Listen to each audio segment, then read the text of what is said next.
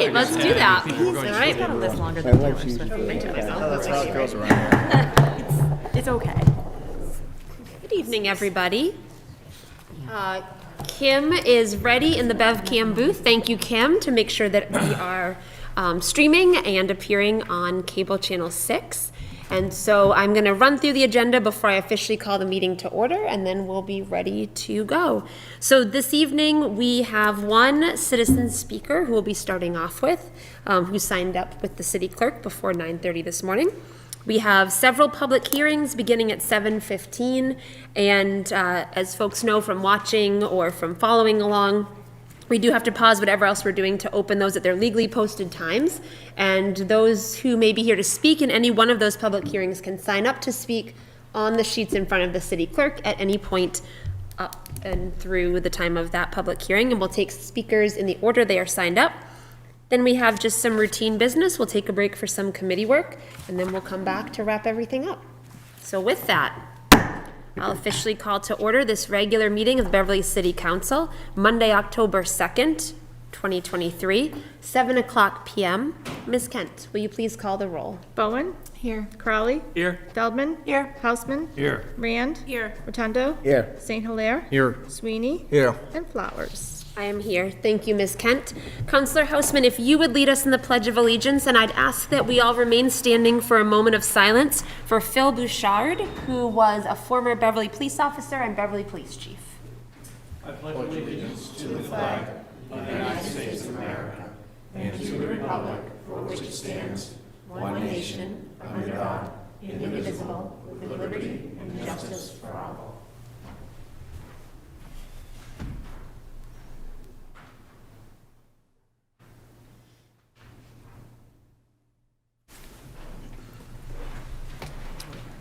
Thank you very much, Councilor Hausman, and thank you everyone for that moment of silence.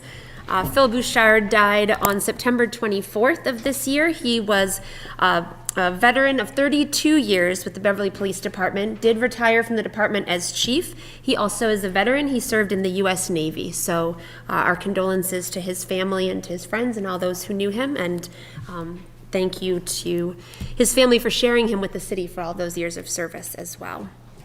As I said, we do have one citizen speaker, and so we'll get right into our agenda with that.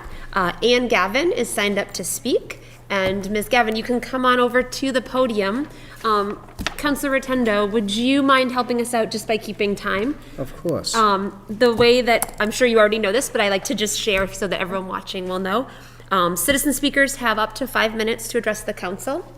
As I mentioned before, if you're watching at home and wondering how you could sign up to be a citizen speaker, you can sign up for one of the 3 spots that are available at any of our regular meetings by contacting our city clerk no later than 9:30 the morning of the meeting. And those spots are first come, first serve, and as I said, up to 5 minutes. And we do try to keep time just to make sure that it's fair for everyone. Everyone gets the same amount of time. And I often mention, Ms. Gavin, to folks who are here, it's not a time where there's back and forth from the council, but just because there's not questions or conversation doesn't mean that it's not something that we're taking really seriously, and it often helps us to have jumping off points for conversation later. So Great. with that, thank you for being here. I know I've given away your name twice, but if you would start with your name and address for the record. Sure. And then you have 5 minutes. Great. Hello, everyone. My name is Ann Gavin. I live at 1 Hawk Hill Road in Beverly. My husband and I have 2 sons. Graham is currently a junior at Beverly High School, and our other son, Cooper, graduated from BHS in 2022 and is off in college. Let me just start by saying we love the Beverly Public School system. Like, we love it. My family is so grateful to our amazing teachers and support staff, the administration teams at each school, and our central office and our school committee officials. They all dedicate so much time and energy to our children. Coming to the podium anywhere, here, anywhere, is not my favorite thing to do. I get nervous, it's on TV, but when I feel strongly about something, I have to share the injustice and make sure that Beverly parents and caregivers, especially of our elementary school students, are aware. I spoke at the school committee meeting on September 13th, where I read the majority of this letter with a shaky voice and so much anger. You are now hopefully getting my calm, what are we going to do about it voice. So less shaky, more solution. I'm currently subbing as a kindergarten pair at Hannah Elementary School for the next couple of months. I'm a month into my sub-commitment, and whatever we are paying our Beverly teachers is absolutely not enough. Just trust me on that. They are incredible, and we don't want to lose them to the other districts. That is not my subject for tonight. I just wanted to kind of throw that out there. I am not a regularly scheduled sub, but when there is a major need, I'll come in, and honestly, I have a hard time saying no to Gabrielle Montevecchi, the principal at Hannah School. I just love Hannah School. So for the first week of school, and even into the second, the work environment for our elementary school teachers and staff and the learning conditions for our youngest learners was not safe, and it certainly was not what I expect from a school district that I am so proud of. For a district that prides itself on equitable access to learning and resources, that just wasn't the case. I was actually pretty embarrassed. We had 22 kindergartners in our hot room. The majority of the rooms at our school were at least 85 degrees.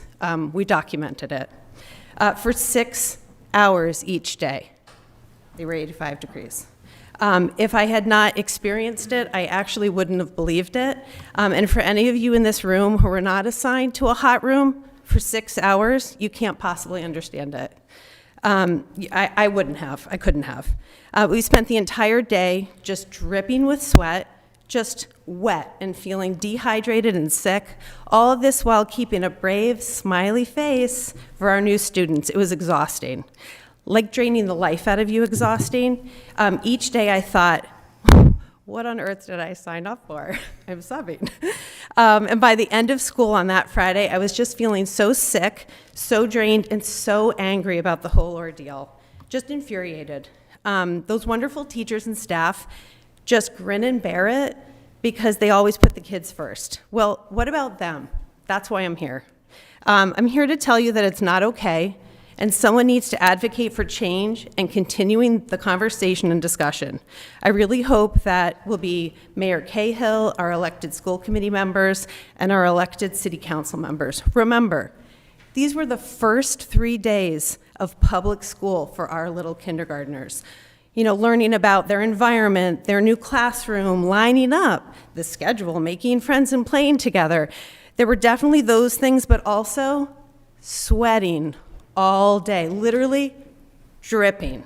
Extra tired and irritable. Many were feeling sick, teachers, students, and so many bathroom trips because we were all trying to stay hydrated. That was not our best. Fans just push hot air around, and rotating from hot rooms to cool rooms just isn't a feasible plan and wildly disruptive. At Hannah, there is the library, a classroom that is also full of students, and the main office, small spaces. Climate change is not a joke. September and June months are getting much hotter. We have some newer schools in our district, wonderful. Beverly Middle School and Beverly High School are quite cool. I'm grateful that my son Graham at the high school was comfortable that first week. And when I hear that some of the staff members there needed sweaters and sweatshirts because their rooms were so cold, my head wanted to explode off my body with rage. And I do know that BHS and BMS don't technically have air conditioning. They have some system that removes the humidity and makes you feel cool. We don't necessarily need air conditioning at the elementary schools. We'll take that. Whatever they're doing at those two schools, it seems to be working great. Elementary schools need that. Let's replicate it. It's not equitable for the students or the teachers. Is that me? Mm-hmm. Okay, You can stop. you can draw to a close. You don't have to cut off abruptly, but you can draw to a close. Then I have something about the reading program that's at Hannah all summer, sweltering hot. Just let's make it equitable. It's not equitable for the elementary school teachers. Sorry, that's my wrap up. That's a perfect wrap up. Thank you very much, Ms. Gavin. Councilor Rotundo, that wasn't Super Mario Brothers, was it? Might have been. Anything's possible. Thank you very much, Ms. Gavin, for being here. As I said, I know it's not a time where you'll have a lot of back and forth with the City Council, but it absolutely is important to us to have citizen speakers, and we appreciate your time and also appreciate your time subbing in one of our elementary schools. So thank you for that as well. I want to take a moment just to mention some of the members of the administration who are in the room with us, city staff and administration. We have our city solicitor, Stephanie Williams, here with us this evening. Thank you very much, solicitor.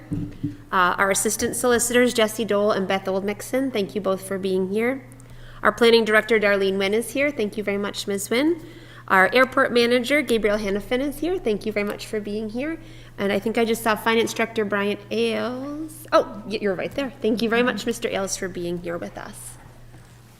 With that, we have a little time before our first public hearing. Ms. Kent, let's go to communications from His Honor the Mayor, please.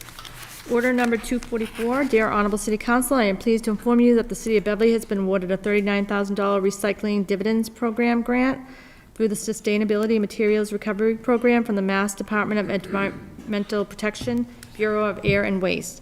This grant will allow the city to continue to implement eco-friendly policies that maximize recycling, composting, and waste reduction programs. Recycling programs play a vital role in limiting our dependence on landfills and incinerators, reducing greenhouse gas emissions, and supporting economic activity in Beverly. Recycling dividends programs funds foster investments in local programs, including recycling equipment, organic diversion, outreach and education, pilot programs, school recycling, toxic reduction, and more. Mass General Law, Chapter 44, Section 53A requires both City Council and Mayor approval before any grant, earmark, donation, or gift to the city can be expended for their prescribed purpose. I therefore request the City Council approve this grant by acting on this matter at your upcoming meeting. Thank you. Sincerely yours, Michael P. Cahill, Mayor. Thank you. Please refer that to the Committee on Finance and Property. Order number 245, Dear Honorable City Council, I hereby appoint, subject to review and recommendation, Mr. Daniel Winchell, 5 Roll Ave, Beverly, to serve on the Council of Aging. His term to be effective until June 30th, 2026. Sincerely yours, Michael P. Cahill, Mayor. Please refer that to the Committee on Public Services. Order number 246, a reappointment for David Dafkos to serve as constable. Dear Honorable City Council, I hereby reappoint, subject to review and recommendation, Peter Dafkos of 5 Brookhead Ave, Beverly, to serve as constable in the City of Beverly for the express purpose of serving civil process. Attached is Mr. Dafkos' application, which has been approved by Chief Lalatcher. Sincerely yours, Michael P. Cahill, Mayor. Thank you. Please refer that to the Committee on Legal Affairs. Order number 247. Dear Honorable City Council, attached hereto is the proposed order approving the taking of by eminent domain of temporary easements and permanent easements that are necessary for the city to proceed with the planned Bridge Street Improvement Project. Each easement being taken is identified by address, owner, easement type, and size, and pro tanto amount of damages to be awarded to the owners. And the purpose for each such easement, the total of all damages to be awarded is $646,700. Pursuant to Mass General Law, Chapter 90, Section 34, the city is permitted to use available Chapter 90 funds to pay such compensation-related expenses. A proposed order of taking is attached hereto. Upon your approval of the city will need to record it with the Registry of Deeds. Thank you for your attention in this matter. Sincerely yours, Michael P. Cahill, Mayor. Thank you. Please refer that to the Committee on Legal Affairs. Let's go to communications from other city officers and boards, please. Order number 248. The Committee on Public Service. 249. Yeah, I have it. It's 248. 249. There was 2 of them. I'm sorry. That's okay. The Committee on Public Service. Oh, sorry. Airport Manager Gabriel Hannafin, a proposed lease addendum to expand the FPO's leasehold by 19,450 square feet. Please refer that to the Committee on Public Services. Order number 250 from the City Clerk, approval of the 2024 regular City Council meeting schedule. Thank you very much. Councilors, we can approve this proposed meeting schedule on the floor if there's a motion to approve. So moved. Second.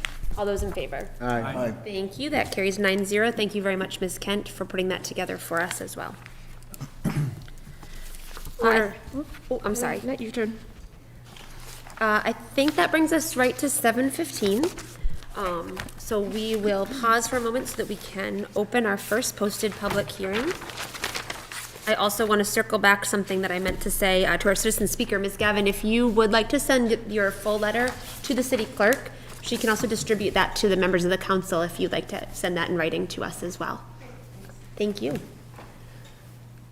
So I will open our first posted public hearing, our 7:15 hearing. This is on Order 241. Ms. Kent.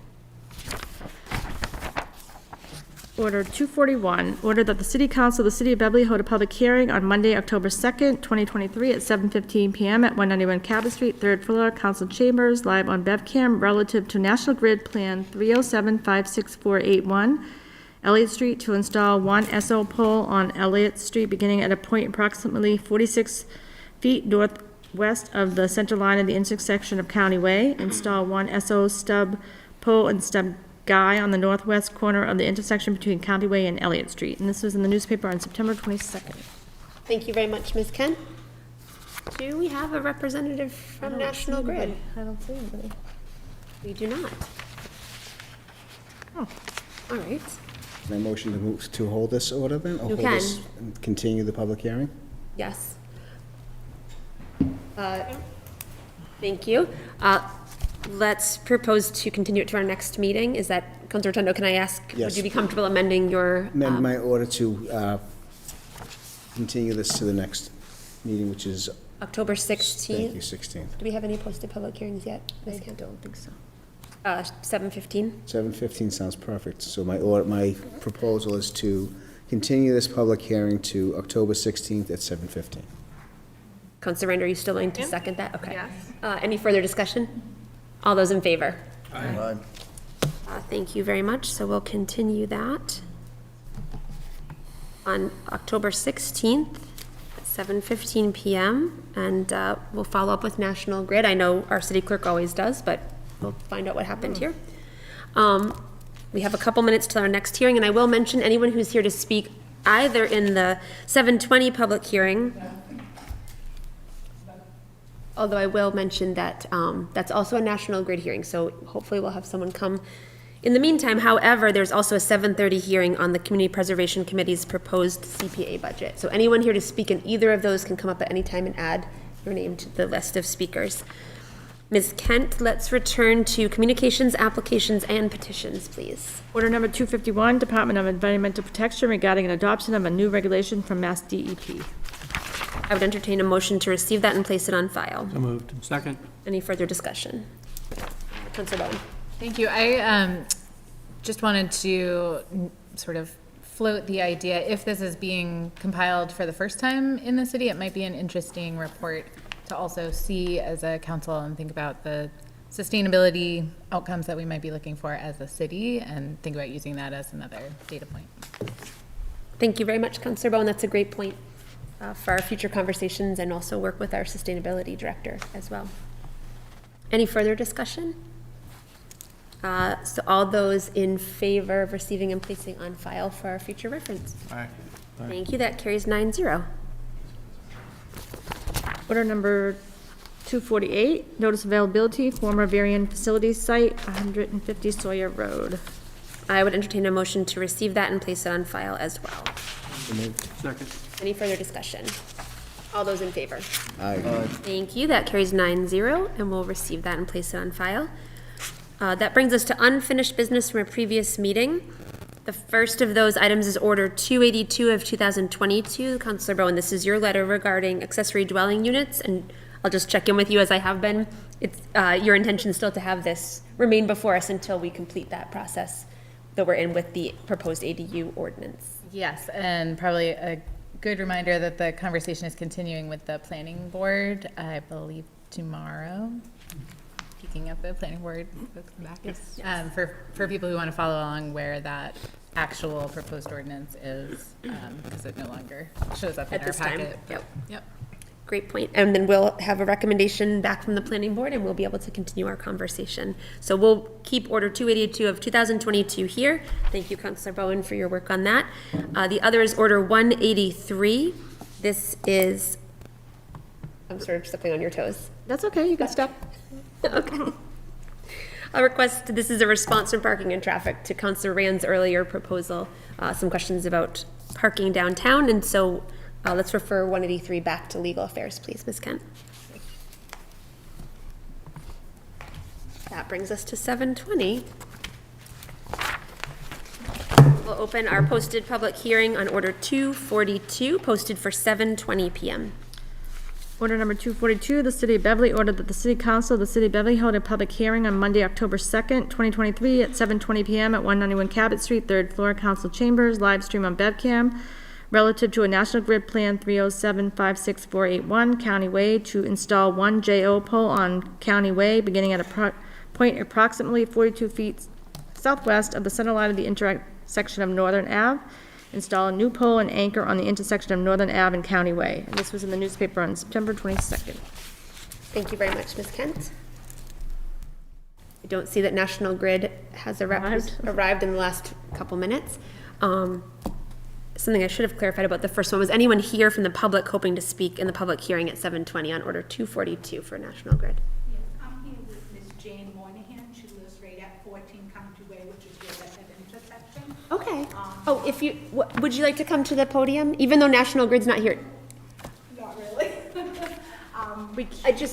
I was gonna say, for public comment, I have to ask you to be at the podium, because otherwise, the BevCam feed can't pick you up. Or if you're more comfortable, the mic right in front. If it feels less daunting to not be at the podium, you're welcome to use that mic too. It's really just for making sure that the whole meeting is able to be heard by the BevCam audience too. Thank you so much. And if you would give your name and address for the record too, I know you're with I'm Laura someone. Hurley. I'm not from Beverly. I've been working with Turning Point with residential homes, and that's where Jane lives. So Thank I've been you. with Turning Point almost 17 years. I'm also her case manager. Thank you. And I guess the main concern is we weren't clear what this pole is. Is it to do with electricity? The only reason we're concerned is when I do the fire drills with them at these residential homes, there's a pole already right there outside their, outside like their driveway, then there's a electric pole. I think it's just a regular pole and has a reflector, so the ladies know when they go out, they have to wait there until the firemen or staff tells them it's safe to go in. So we just didn't know what this pole is. Are they taking that one down? Is it an electrical pole or what? And also she thought Jane's very, very high level, reads, writes, understands a lot, and thought it would be good for her to start getting into the community of how she can help and understand things that go on and how things work in the community. So my boss had asked me to bring her so she sees how this works. She's always very interested, especially when it comes to voting times and all that. So I think that was the main concern, is we don't know what this pole is, and if they're going to remove the other pole, because then we will have to have Turning Point, the company, put a reflector or something so that the ladies know that's where they meet. Not everybody in Jane's house is high level like her. We have all different situations, and every group home is a different situation. So she also has some that verbally can't talk, some in wheelchairs. So that's, I think our only concern is what's going on with the construction. Is it gonna, affect anything with their house? They have a big driveway and a big thing going in. So I think that's the main concern, so that she understands how this works and what it is. But National Grid didn't come, that's why I didn't want to come up, because they can't explain it. So. Thank you. I appreciate that you were willing to come up, and thank you to Jane for being here as well. I do need to ask you just one logistical question for the clerk for the record. Can you, the address for the group home? 14 County Way, right Thank at you. that intersection where the pole's going to go. Thank you very much. Councilor Rotundo, I don't know if it looks like you had your hand up. Madam President, through you, just, would it, even though it's separate through the process, maybe I'll call Faith Hassel to kind of get clarification, at least to put some angst to you at ease, to make sure that it is coordinated and communicated to you. I know he's not, the person who represents National Grid isn't here, but Faith Hassel is the person who we work with as a council to kind of get the constituent issues taken care of. So I'll make a phone call to her tomorrow, at least to kind of give you an idea, if it's to get past what will happen. Okay, because they can always send something to the house or something that I can read to them, because I do the house meetings every Wednesday, and then I can explain it to the ladies what it is, where it's going exactly. Okay. I'll Because make that it a point. intersection northern end is like diagonally right I know across from the exactly where you're house. at. I'll make it a point to Okay, thank call her you. tomorrow. Thank you, I Thank you, Madam appreciate President. that. Thank you very much, Councilor Rotundo. Thank Okay, you. thank you very much. And if I had to guess, I think because we don't have a National Grid representative, Motion to please go ahead. hold the Or public continue. hearing, continue it to October 16th at 7:20. Thank you. Is there a second for that? Second? All those in favor? Aye. Thank you. So just like the other one, we will continue this with the hopes of having the rep here. So if you and Jane want to come back and listen in person, or you can follow on BevCam and be able to listen in. I know Councilor Okay. Rotundo will follow up with you as Okay, well. great. Thank you very much. Thank you very much. Thanks, Jane, for being here too. I would entertain a motion just to take a 5-minute recess. So moved. Second. All those in favor? Aye. Thank you. We'll be back at 7:30. Thanks, everyone.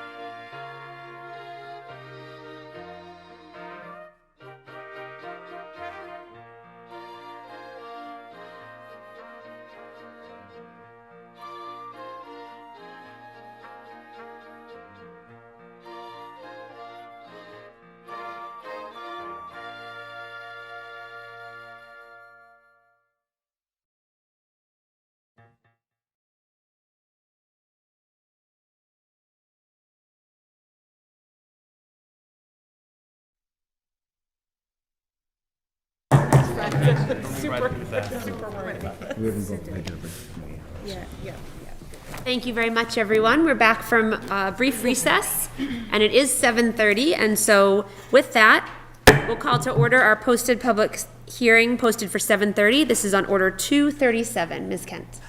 Order number 237, ordered that the City Council of the City of Beverly hold a public hearing on Monday, October 2nd, 2023 at 7:30 PM at Beverly City Hall, 191 Cabot Street, third floor, council chambers, live on BevCam relative to the proposed Community Preservation Committee FY 2024 budget. And this was in the newspaper on September 22nd.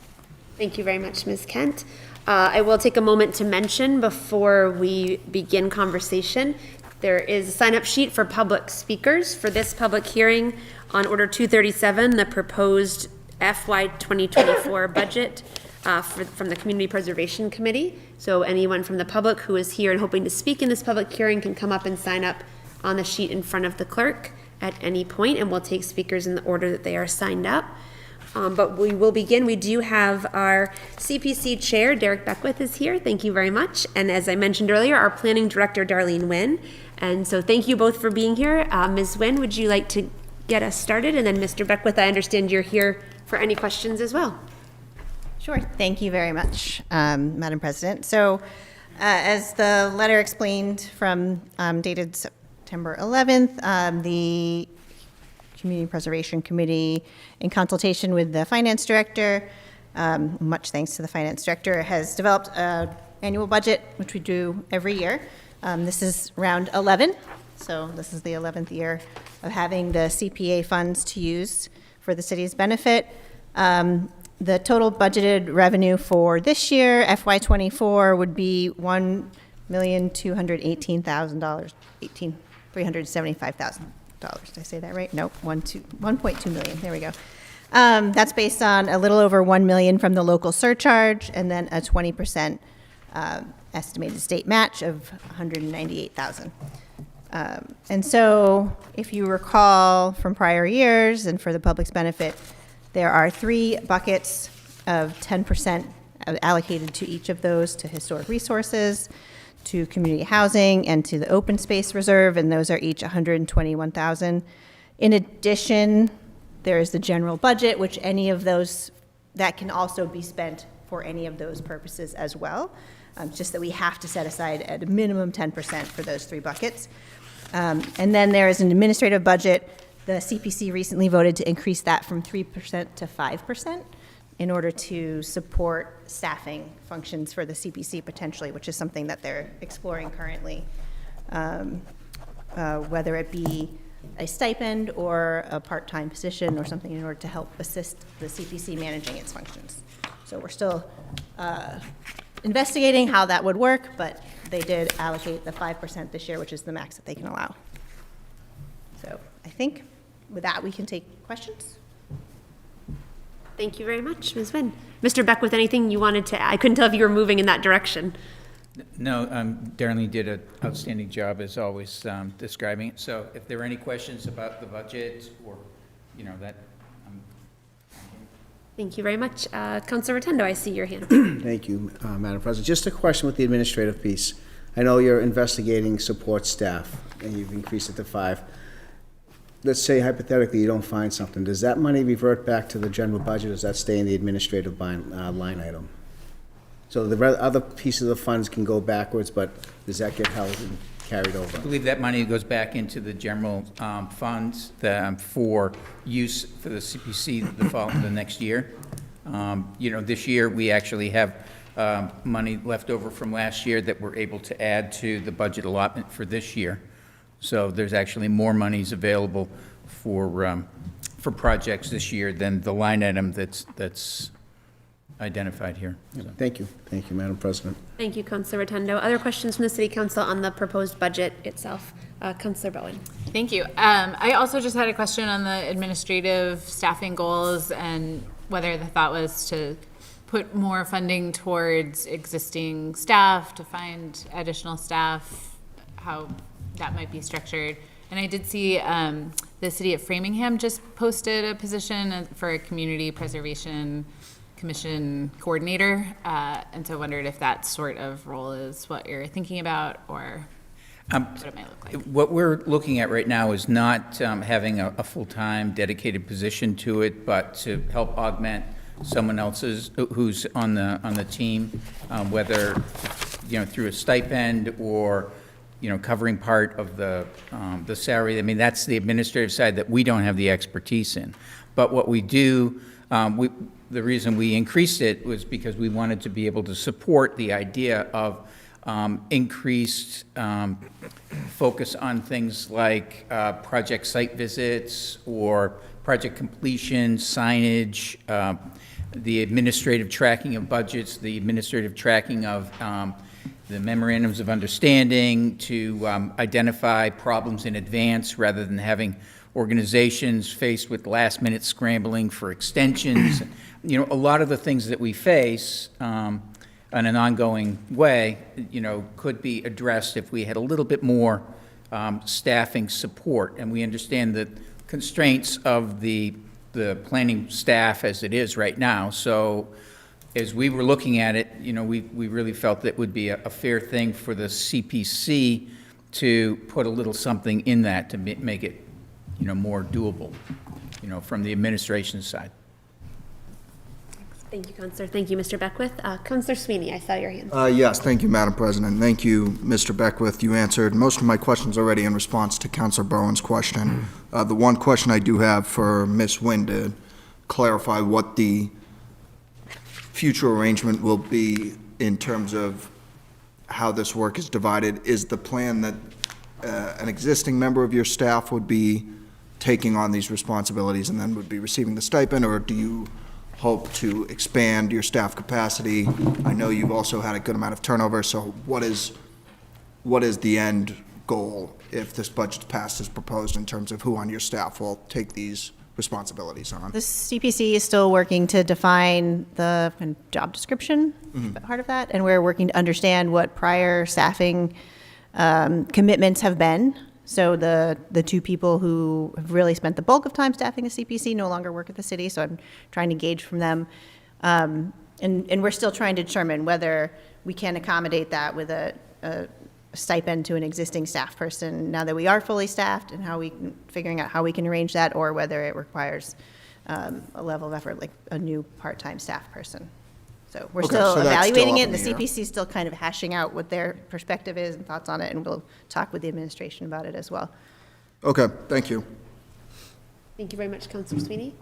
Other questions or comments from members of the City Council? Counselor St. Hilaire. So I had a question maybe for Mr. Ailes. How are we budgeting for the outstanding projects from years past? Does that get incorporated into this budget, or is there another bucket somewhere? I know of at least two projects in Ward 6 that were funded. One was 2020, the Beverly Farm Cemetery project. Cost escalations, how are we thinking about that? I'll start, just because I know something. So we whenever a project is awarded funds, Mr. Ailes sets that money aside, so we're not reusing that money.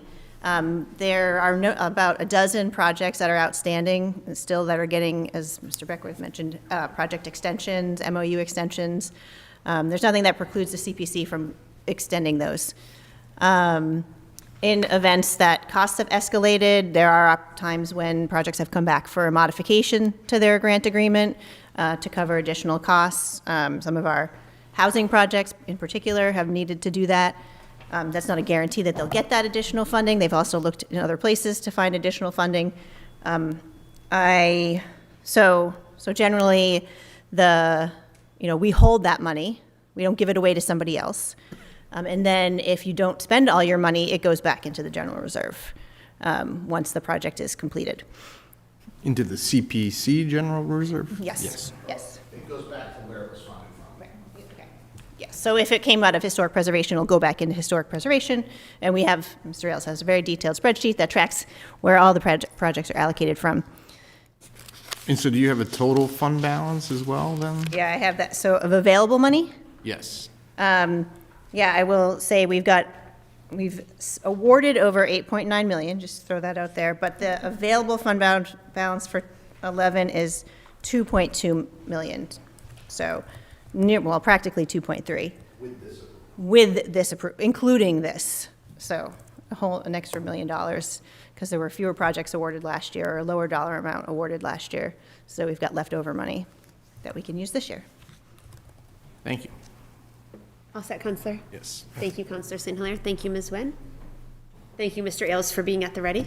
It was very supportive. Are there other questions from members of the council on this proposed budget? Were there members of the public here hoping to speak in this posted public hearing on the proposed budget from the Community Preservation Committee? I do want to mention that in addition to the chair, Derek Beckwith, I noticed that Danielle Spang, also one of the members of the committee, is here. Thank you very much, Ms. Spang, for being here. Seeing no public comment, I'll close this public hearing with thanks to Ms. Nguyen, Mr. Beckwith, and members of the committee, and we will refer that back to Legal Affairs for further conversation this evening. That brings us to a chance to take a break for some committee work. So, councilors, I would entertain a motion to take that break. So moved. Second. All those in favor? Aye. Thank you. We'll have Legal Affairs stay here in council chambers on BevCam, please. Public Services in the committee room, Finance and Property on the bench. And just a reminder, if we have things that are longer conversations, we'll hold those on subsequent meeting nights. Thank you, everyone.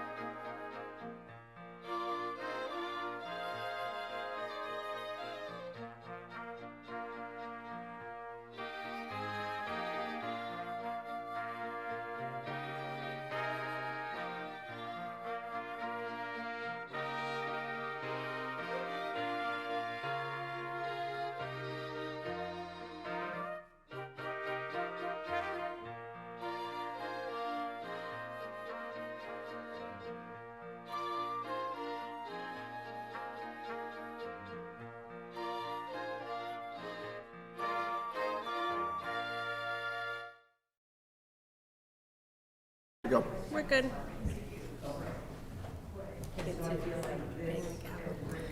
Okay, call to order Legal Affairs Committee. Let's see, we are going to take up order number 237, which we were just discussing in the public hearing. That's the Community Preservation Fiscal Year 2024 proposed CPA budget. Questions from committee members?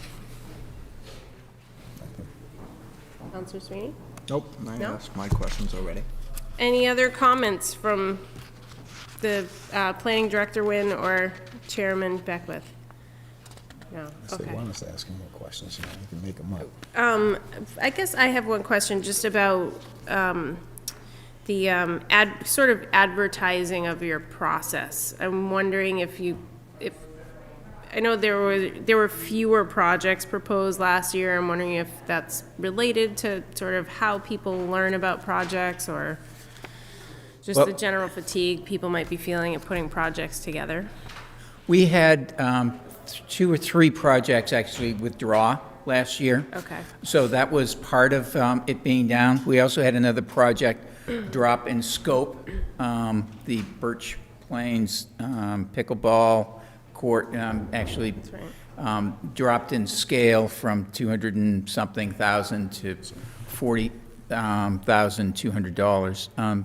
So, I mean, those are and every year is a different factor.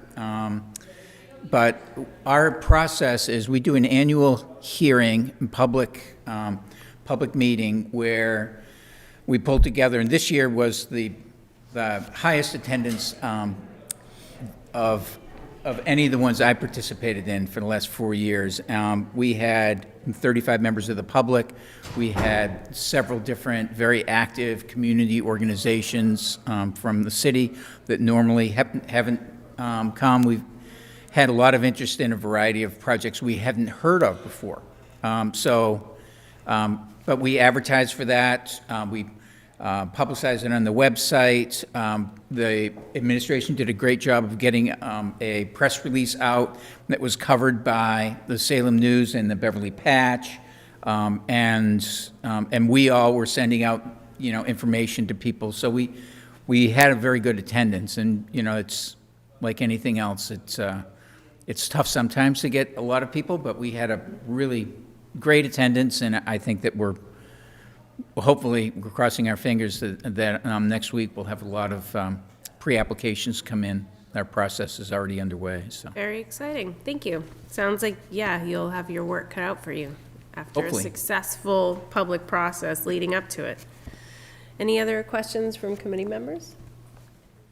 Okay, I would accept a motion to submit the accompanying order and recommend its adoption. So moved. Second.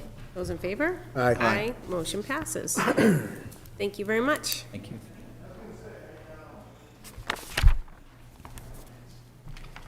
Okay.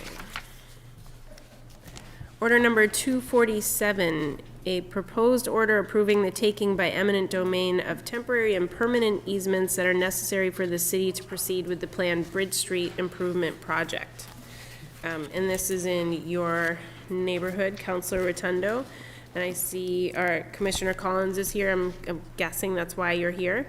Would you like to just talk a little bit about this, and then we'll have our discussion? Please.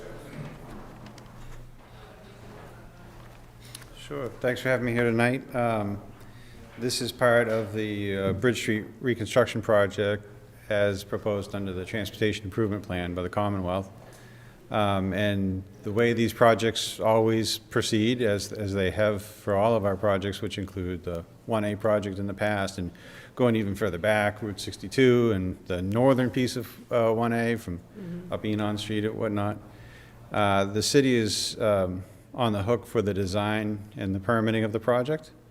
And then we hand over the completed package to the state, and they fund the construction of the project. And that works out very much in our favor, so that we basically get $10 back for every dollar we spend on the project in the beginning. So it's an excellent usage of the funds that we have available to us. Part of that process requires that there be temporary and permanent easements along the way. Permanent easements in the cases of, they're pretty limited, but usually in the case of where we might have a drain line has to enter into private property, or we have to round off a corner. It's very common, these old subdivisions, the lots were all squares. And people and cars don't really drive at right angles most of the time. So we try to round off the corners and make things more amenable to pedestrian traffic and to vehicular traffic. And as such, there's small pieces of land that might have to be taken permanently to round off a corner, things like that. Or if we don't have enough room to get a sidewalk in, there might be a very small sliver that that ends up being a permanent easement. Or as in this case, some of the easements are related to wires that might cross over a property. So those are those aerial easements you'll see reflected in the package. Okay. Most of the easements, however, are what we call temporary easements. And it's the kind of thing that, because this is funded by the Federal Highway Administration, the federal dollars, there's a very prescriptive process in place for how we deal with private property and how we interact with private property.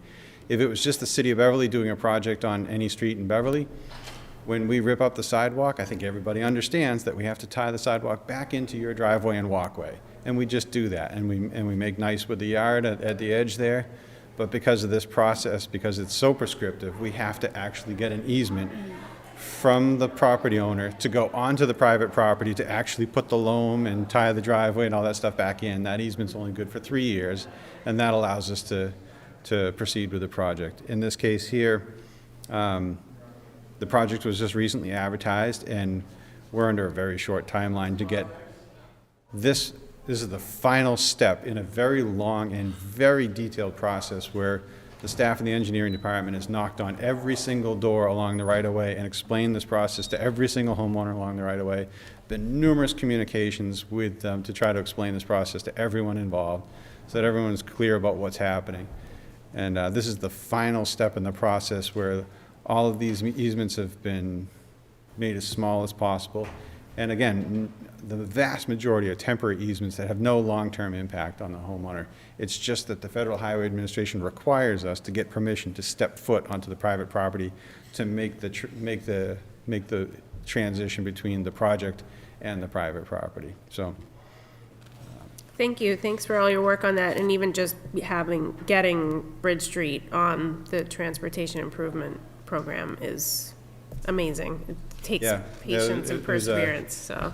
you know, between the solicitor's office and the staff in the engineering department, it's been all hands on deck for, especially with the right-of-way process. It's incredibly tedious. There's every step of it exactly programmed and exactly the content of the letters and everything's all spelled out for us. So we have a file on every single home along the right-of-way route, and it's a lot of detail to get to this step. Sounds like it. Counselor Rotundo. Mine's more of a comment than anything. Commissioner, I want to thank the engineer department, because even though every step you guys have done, held hands with a lot of the constituents, phone calls still came in, and yet you still answered every call that I asked. Whether it was a temporary re-explaining it to people, as simply as explaining the apron.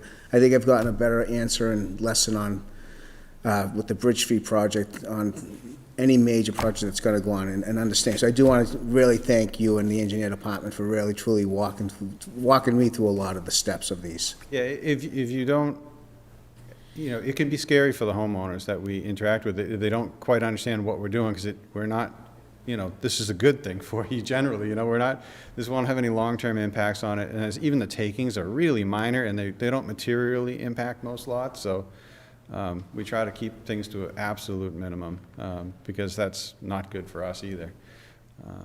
But appreciate that. Thank you. Thank you.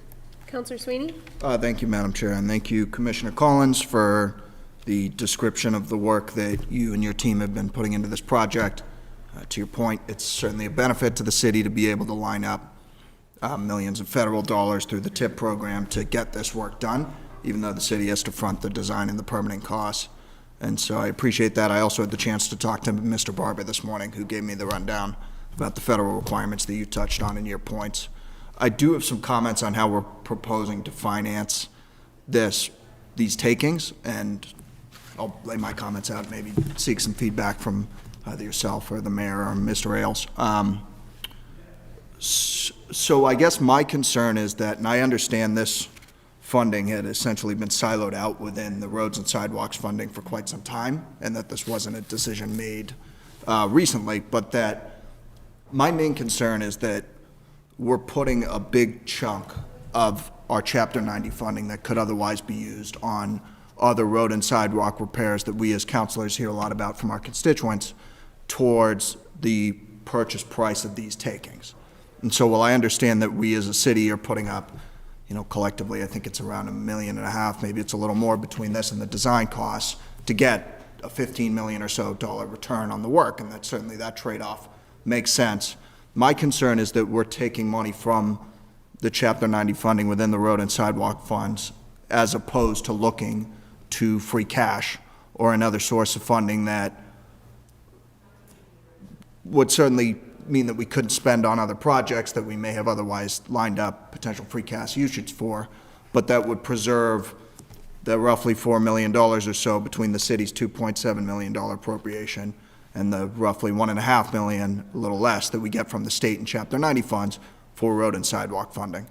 So maybe, whether it's you, Commissioner Collins, or one of the other folks in the room, could you speak to why Chapter 90 funding was identified as the best source of funding for these takings? Sure.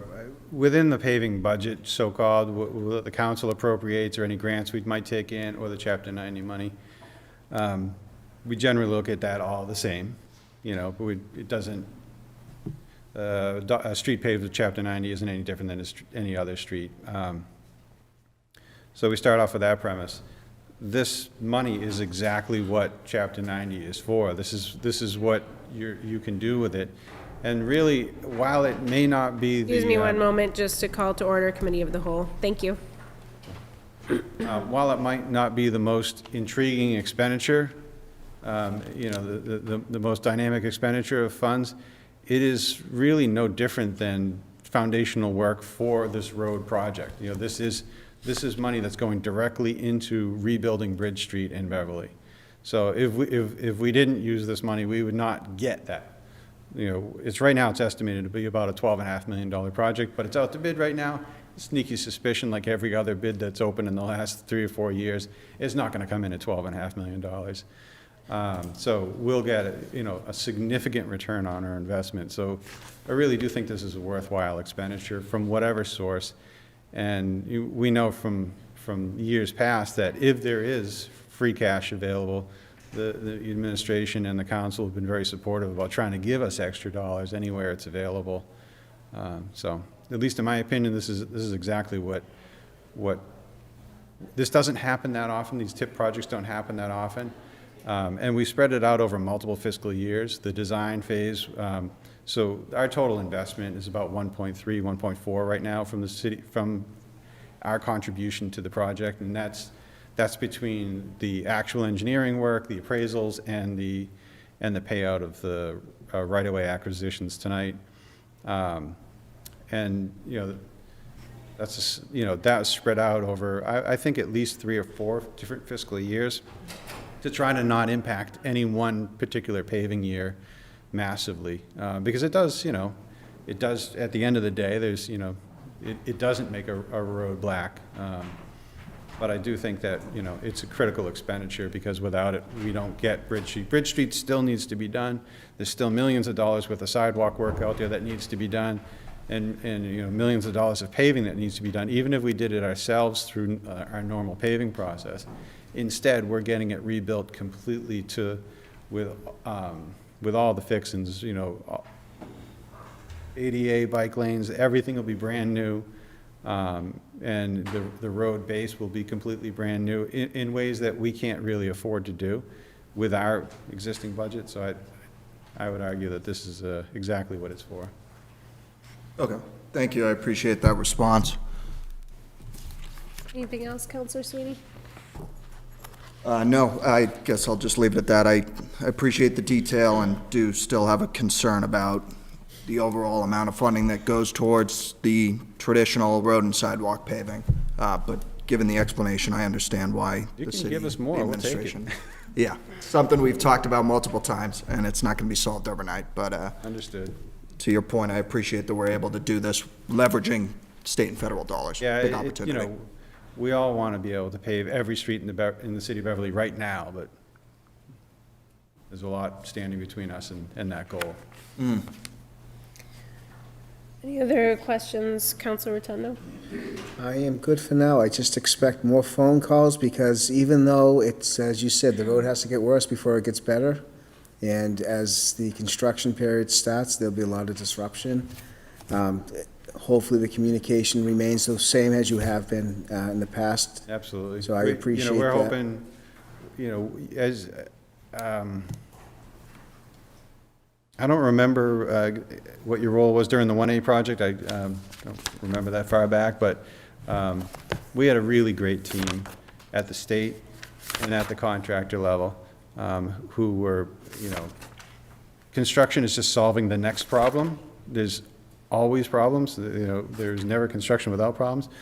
But, usually the state puts us with a good inspector, a good resident engineer, and the contractors. If we can get the right member of their team on board, it makes the communication so much easier, because they're knocking on doors and they develop relationships at the street level, and that's what's most important. We can solve the problems right there in the driveway.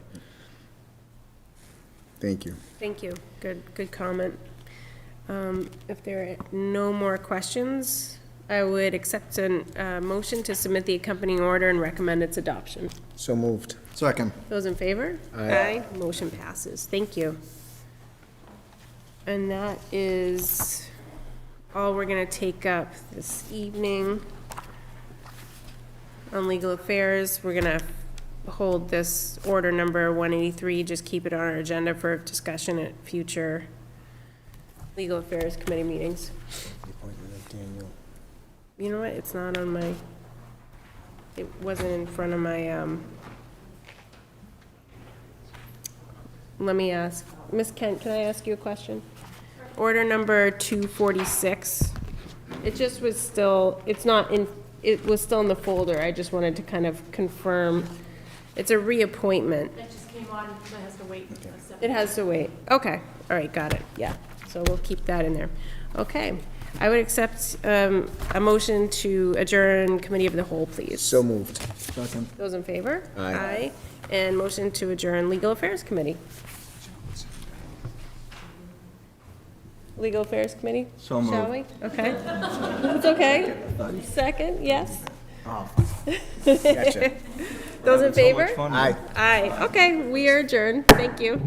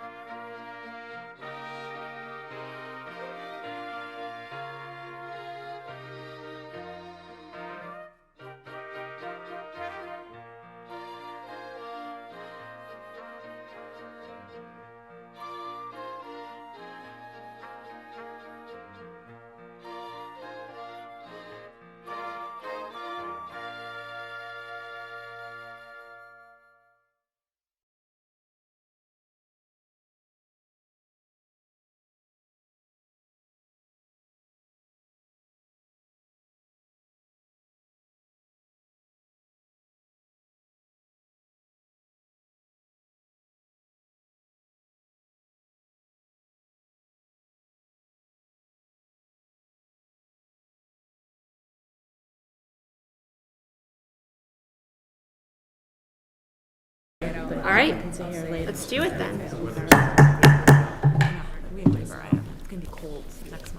Thank you very much, everyone. Call the full council back to order following that break for committee work. And we will go to reports from committees. Ms. Kent. Order number 247, the Committee on Legal Affairs, to whom refer the matter regarding a proposed order approving the taking by eminent domain of temporary and permanent easements that are necessary for the city to proceed with the planned Bridge Street Improvement Project, have considered said matter and beg leave to follow. Submit the accompanying order and recommend its adoption. Thank you. Are there questions or comments on this one? All right. The question comes on the acceptance of the proposal and adoption of the order. All those in favor, aye. Aye. Thank you. That carries 9-0. Order number 233, the Committee on Legal Affairs, to whom refer the matter regarding an appointment for Jared Contrada Associated Planner to serve as the Planning Board Representative on the Design Review Board. Have considered said matter and beg leave to follow. Recommend the council approve this appointment. Questions or comments on this one? Question comes on the acceptance of the proposal and adoption of the order. All those in favor, aye. Aye. Thank you. That carries 9-0. Counselor Rand. I would like to make a motion to reconsider that vote in hopes that it fails.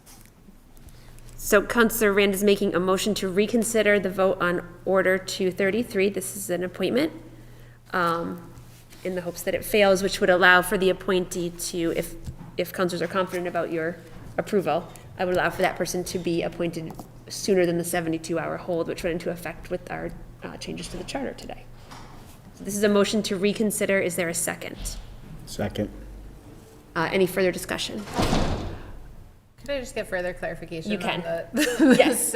specifics of the process? Yes, so this is a motion to reconsider, which allows for if counselors are confident about the vote that they made to approve, and you do not wish to reconsider, you would be voting no. I don't want to reconsider, and that would mean that the 72-hour hold does not apply, and the appointment can go through before the 72-hour hold. So effectively, if you are confident in the vote to approve and you don't wish to reconsider and change your vote, you would vote no on the motion to reconsider. Is that helpful? It is, thank you. Thank you. Yes, that's one of those ones that really needs to come with a yes vote means this, a no vote means this, like for ballot questions. Counselor St. Hilaire. And for what purpose are we doing this? Mr. Contrada has a meeting on Thursday. Aha, thank you. Thank you, Ms. Kent. Great question, Counselor St. Hilaire. Any other discussion on this? Is on the motion to reconsider vote. Counselor Houseman, I couldn't tell if you were raising your hand. There we go. Refresh my memory whether these are roll call votes? Solicitor Williams, no. No, okay, thank you. Thank you, Solicitor. Any other comments or questions? So all those in favor of reconsidering the vote on Order 233, all those opposed to reconsidering the vote on 233. Thank you. So that fails 0-9. Thank you. Order number 231, to the Committee on Legal Affairs, whom referred the matter regarding an appointment for Laura Meisenschelter to serve as an alternate on the Zoning Board of Appeals, have considered said matter and beg leave to follow. Recommend the council approve the appointment. Questions or comments? Question comes on the acceptance of the proposal and adoption of the order. All those in favor, aye. Aye. Thank you. Any opposed? Carries 9-0. Order number 237, the Committee on Legal Affairs, to whom refer the matter regarding community preservation fiscal year 2024 proposed CPA budget, have considered said matter and beg leave to follow. Submit the accompanying order and recommend its adoption. Questions or comments on this one? Question comes on the acceptance of the proposal and adoption of the order. All those in favor, aye. Aye. Thank you. That carries 9-0. And thank you again to CPC Chair Derek Beckwith for being here with us this evening, and Committee Member Danielle Spang as well, and to that whole committee for their work. Thank you. Order number 235, the Committee on Legal Affairs, to whom refer the matter regarding reappointment for Douglas Vigliotto to serve as constable in the City of Beverly, have considered said matter and beg leave to follow. Recommend the council approve this reappointment. Questions or comments? Question comes on the acceptance of the proposal and adoption of the order. All those in favor, aye. Aye. Thank you. That carries 9-0. Order number 244, the Committee on Finance and Property, whom referred the matter regarding a $39,000 recycling dividends program grant through the Sustainability Materials Recovery Program from Mass DEP, have considered said matter and begged leave to follow. Recommend the council approve this request. Questions or comments? Question comes on the acceptance of the proposal and adoption of the order. All those in favor, aye. Aye. Thank you. That carries 9-0 to approve that grant. Order number 249, the Committee on Public Services, to whom refer the matter regarding a proposed lease addendum to expand the FBO's leasehold by 19,450 square feet, have considered said matter and beg leave to follow. Recommend the council approve this lease addendum. Questions or comments? Question comes on the acceptance of the proposal and adoption of the order. All those in favor, aye. Aye. Thank you. That carries 9-0. Order number 232, the Committee on Public Services, to whom refer the matter regarding reappointments for Raymond Bouchard and Bruce McDonald to serve on the Permanent Building Commission. Have considered said matter and beg leave to follow. Recommend the council approve these reappointments. Questions or comments on this one? Counselor Bowen. Thank you. I just had a comment with thanks to the committee members that we have appointed over the last year to rekindle this committee. There are a number of large municipal building projects in the planning stage, and so I am very much looking forward to seeing this committee meet. I don't believe it has yet, and so very supportive of reappointing the existing members, and really eager to see them get to work. I know we haven't had too many updates on those major projects recently, and my mind is a little bit more at ease if that committee is functioning, which it hasn't been lately, but hopefully will be soon. Thank you very much, Counselor Bowen. Great point, and we can ask for an update on that progress as well from the administration. Thank you. Other questions or comments on these reappointments? The question comes on the acceptance of the proposal and adoption of the order. All those in favor, aye. Aye. Thank you. That carries 9-0. Order number 234, the Committee on Public Services, to whom refer the matter regarding reappointments for Kevin Hoban and Joan Fairbank to serve as trustees of the David Lynch Public Parks Fund. Have considered said matter and beg leave to follow. Recommend the council approve these appointments. Questions or comments? Question comes on the acceptance of the proposal and adoption of the order. All those in favor, aye. Aye. Thank you. That carries 9-0 with our thanks for being willing to continue your service. That's all I got. All right. Thank you very much. Are there any announcements or reminders? Counselor Bowen. Just a sort of follow-up to the update that we got last meeting about the charter revisions that were made their way from the Charter Review Committee to the council and the mayor, from there to the State House, and the package has been approved by the state legislature and signed by the governor. And so the larger elements of that we talked about during the charter review process, which would include going from a 2-year mayoral term to a 4-year term, increasing the size of the school committee, and slightly tweaking the way that special elections or appointments would fill a vacancy if someone moves within the city, that there are elements that are coming to the ballot on November 7th. And so I know we discussed in our last meeting that was of great interest if it were to come through. So I just wanted to update that timeline and that it is out there and there will be further communication coming. Thank you very much, Counselor Bowen. So that's a great reminder that voters can look forward to voting on those questions on November 7th, along with voting in their regular municipal election races. Are there other announcements or reminders from members of the council? All right. Our next regular meeting will be October 16th, 7 p.m. As we talked about earlier, we did continue some public hearings. The 2 National Grid hearings are continued at their same times they were posted this evening, 7:15 for Order 241, 7:20 for Order 242. We'll pick those up next time. And then we'll have some regular business to attend to as well. Councilor Rand, I don't know if there's anything you wanted to mention about upcoming legal affairs meeting dates. We will be meeting on October 16th at 6 p.m. and we'll continue our discussions about the ordinance review process. Thank you very much, Councilor Rand. Thank you. With that, I would entertain a motion to adjourn. So moved. Second? All those in favor? Aye. Thank you very much. 9-0, we are adjourned. Thank you very much to Kim in the BevCam booth. Thanks to everyone who is here with us this evening. Have a good night, everyone.